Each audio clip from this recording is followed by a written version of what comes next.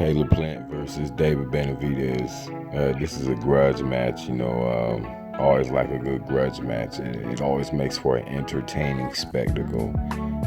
In my opinion, David Benavidez, he looked really good in his last outing against Andre Durrell. He put on a very, very good showing of how he could impose his will and use his size to dominate his opponent, because I felt like he kind of just walked Andre Durrell down and kind of wore him out, tired him out. Even though the fight ended with a cut, it kind of looked like David Benavidez was, kind of inching towards a TKO maybe. And I feel that he uses a very good combination set, because when he throws his combinations, they're like it's like he throws a combination from every different angle. It's like he'll start off with a couple jabs and throw a couple body shots in there, throw 3 or 4 uppercuts and then 2-3 hooks to end off.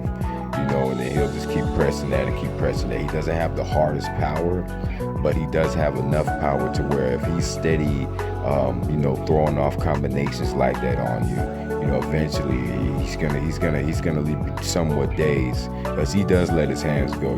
He's not a fighter that shies away from letting his hands go.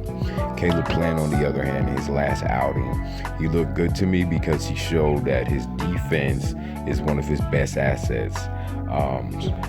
In my opinion, Caleb Plant's defense is really underrated, because if you look at his fight with Feigenbutz had a really hard time landing anything on him. If Caleb Plant is able to mix in some hard counters off of his defensive movements, then he'll be a really, really good threat against David Benavidez, because David Benavidez seems to me like he has a good chin.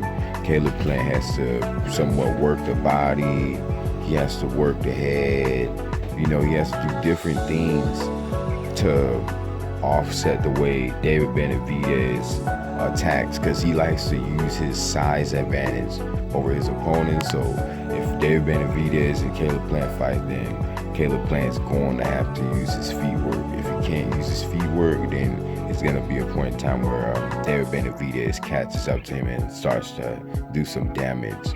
But one thing that Caleb Plant pointed out to me was just that, discipline, being a disciplined fighter makes a lot of a difference.